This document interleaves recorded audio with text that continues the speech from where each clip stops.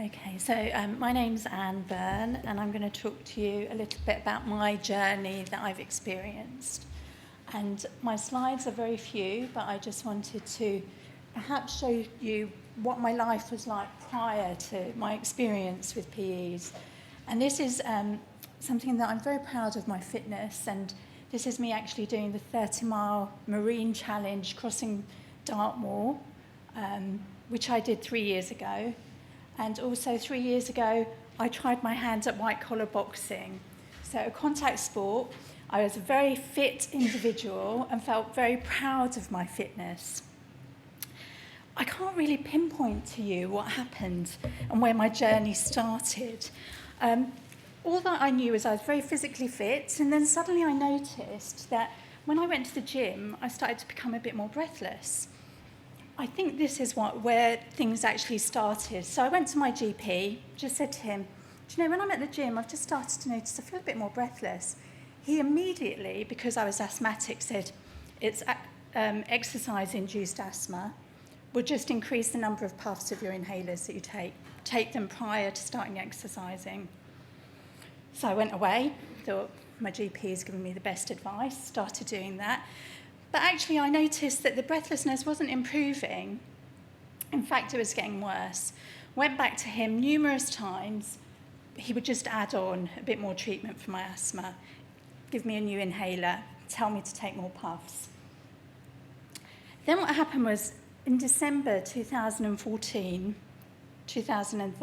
I went and saw a different GP.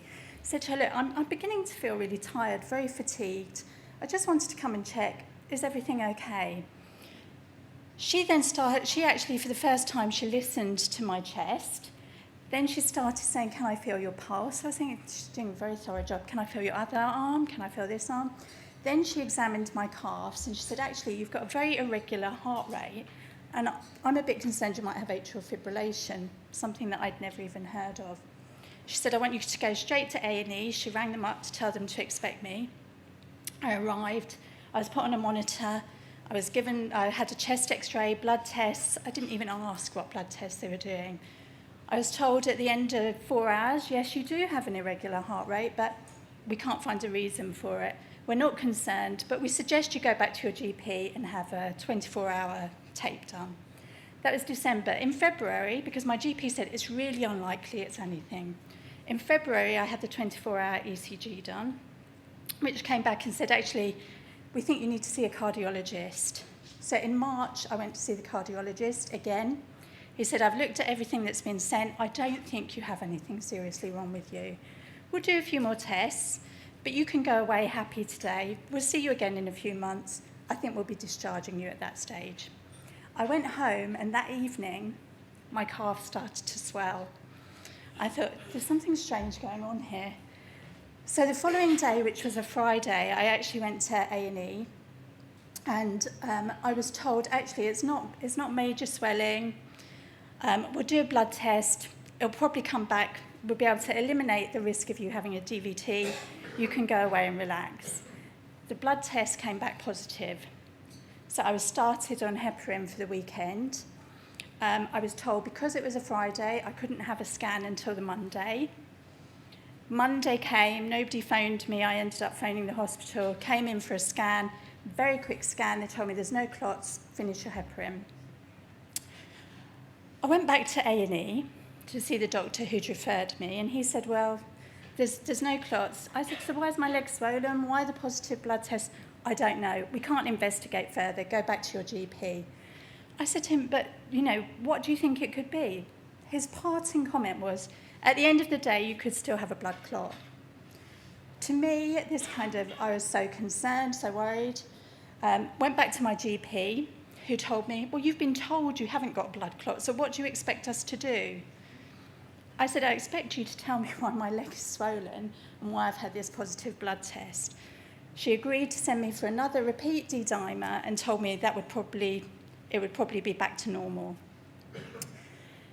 As the week progressed, I felt this swelling and warmth was still in my leg. I was still really concerned, so I went back to A&E. They said, actually, we think you've had a Baker's cyst, and that's why you've got this swelling. They went back to check the blood test and said, oh, but hold on a second, your D-dimer has doubled in a week, so there's something going on. We cannot investigate further, go back to your GP.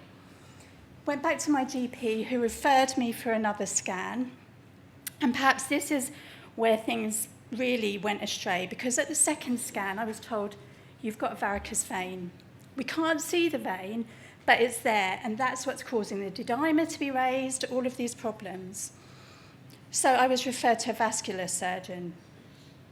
That kind of put my mind at rest, because I thought they found a reason for it.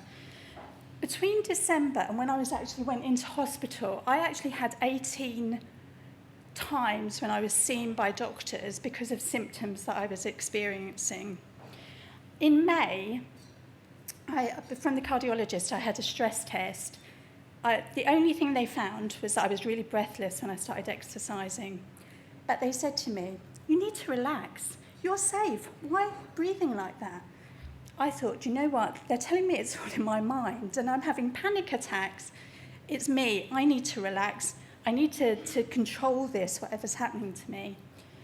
I'd started going to the gym less and less because I was finding I was struggling more and more with exercise. I actually went to my GP and said to him, when I did this exercise stress test, I said, they said I was really breathless. And I said to him, I've noticed that I am really breathless.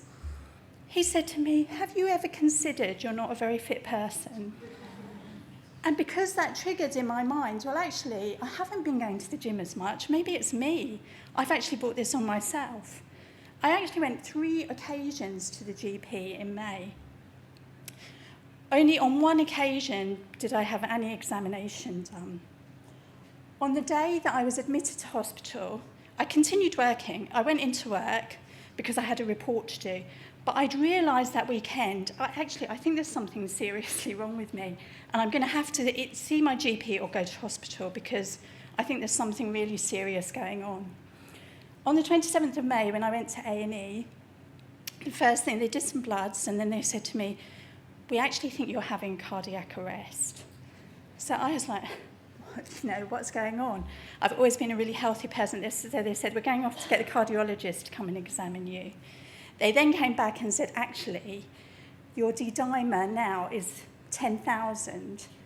We need you to have an urgent CT scan. Came back and they told me, you've got bilateral PEs. We need to admit you to hospital. You're on complete bed rest. You mustn't get out of bed. It's really lucky you've come to see us today. So for 7 days, I was kept in the coronary care unit. For about 5 of those days, I was on complete bed rest. I was told during that time, actually, we think this is unprovoked when they took the history. And I said to them, how come I had all these things and this was all missed? And they said, actually, you need to remember your health, it's your concern. If you're not getting the right answers, you're the one that needs to pursue this. Now, I reflected back over the weekend and I thought, I kind of did a picture of my journey. And I thought, I had 18 times where I saw health professionals. And I think I asked lots of questions about what was going on and why was I seeing so many doctors. And I think sometimes you're made to feel, actually, how do you get that balance right between pursuing something and people thinking you're a hypochondriac? If you don't believe what the doctors are telling you, and I have found doctors don't quite often like being challenged when they tell you things. So what's happened? So subsequently, this hypervigilance, I think, that's been talked about, from taking people's words that actually everything's fine and going away and it developing into this event that happened to me, this traumatic event. So now I kind of feel, well, how can I trust how I feel about my body? How can I trust that these symptoms that I have, and who do I go to talk about them? Because actually, quite often when I talk to doctors, I get the impression that they don't know that much about what I'm talking about. And quite often their solution seems to be, if you ask them something, they'll refer you to somebody else. And I can't count the number of doctors that I've seen. And quite often they're, well, why are you coming to see me? This isn't my problem. You need to see a haematologist. You need to see this person. The other thing that it's done for me is that because that day I can play it back in my mind. I drove into work, I drove back from work, and it means that when I was driving back from work, it would all go through my mind what had happened that day. What would have happened if I hadn't gone to the doctor that day? What are the kind of things? And as for my fitness, I had so many mixed messages from doctors. Don't run. You can walk now. You can go to yoga or Pilates classes. I think, I get a thrill from running, from doing really tough physical challenges. Yoga and Pilates might be great for some people, but they just didn't cut it for me. And so I felt I'd lost a huge part of what was my life because I kept being told, at the moment, we don't think running's good for you. And yet I was being told I was on the road to recovery. So it's very, very difficult to kind of balance what I felt was how could I get back to the person that I used to be as part of this journey. It has made me very distrustful of doctors. And usually when I see a doctor now, I will start off by telling them that I will ask a lot of questions, and quite often I won't believe everything that they're telling me, and I will challenge them. And I think that there's no alternative quite often but to look on the internet. I'll give you an example. A couple of weeks ago, I can't count the number of blood tests I've had. I was sent the clinic letter with 2 pages of blood results. Went back to the clinic for follow-up. They said to me, actually, we don't think we need to see you anymore. We think everything's really good. So I said to them, can you just go through these blood tests with me and explain to me what they mean? The person couldn't even explain to me what these blood tests were. They said, have you got an appointment with the haematologist coming up? Because perhaps you need to discuss them with them. I mean, to me, I just find it amazing that you would have a series of tests that nobody's going to explain to you. Another example, I don't know, I feel that I'm very down on the medical profession, I'm afraid. But I feel that the medical professional like to be seen as all-knowing. And sometimes I would really like if they said, the question you've asked is a really valid question. I don't know the answer to it. Perhaps we can try to find out. Rather than quite often I felt they've guessed answers and they've given me answers that actually are not valid. So from my experience, I think I've got my life back on track, but it's been a difficult journey. Thank you very much.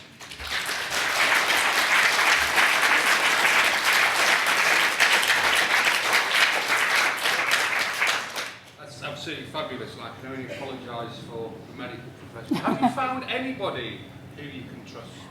I have found a couple of doctors along the way, and I think I'm being a bit more sort of challenging now with my GP and actually saying, because I have asked to be referred to St Thomas's, right. And I've got a referral to St Thomas's, and it's really finding what people that I think, actually, if I see this person, it's going to be a valid use of my time, because what they tell me is actually going to be valid. Because, for example, I saw a haematologist locally, and they told me, we don't want to put you on NOACs because even though there's lots of evidence about them, you could be the one person that they won't work on. I love how everyone's put it there. Absolutely. I mean, it's really interesting saying you would like doctors to say, I don't know, but we'll find out. That's exactly what we train medical students to do. So we're not doing a very good job, I think, chaps. But that's exactly what we say. If you don't know the answer, you definitely don't guess. You don't make it up. You say, I don't know, but we'll find out. And that's exactly what we teach medical students. Any last question? Yes? Yeah, I had a similar thing. I had 2 years ago. In 10 You don't have to look at your watch. No, I'm just looking at the date. Oh, right. Because mine was expensive in October 2 years ago. I had a full length DVT, out of breath all the time. Had a scan on my leg, complained about the breathlessness. And I'm like, that's probably nothing. You're probably stressed about the pain in your leg.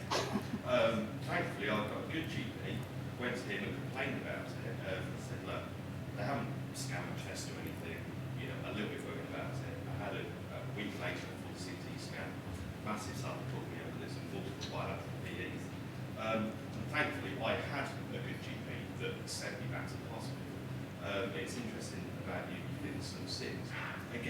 I've tried to find out stuff. You can see I've got tattoos. Couldn't find anything about can you have tattoos if you're on blood thinners. So in the end, I just thought, well, I know my body. I'm just going to go and get them done. What's the worst that can happen, sort of thing. And the same with the fitness stuff. Debbie knows this. I did a half marathon 2 days ago. It's not really. But it's like, I think to a certain extent, you know your body better than these experts and stuff. So it's But sort of trusting that you know. Yeah, exactly. I think, and that's what's lost. Anxiety about it. Yeah. Sometimes I'm like, well, I'm just going to go do it. Yeah. See what happens. Yeah. Excellent. Thank you. Very much.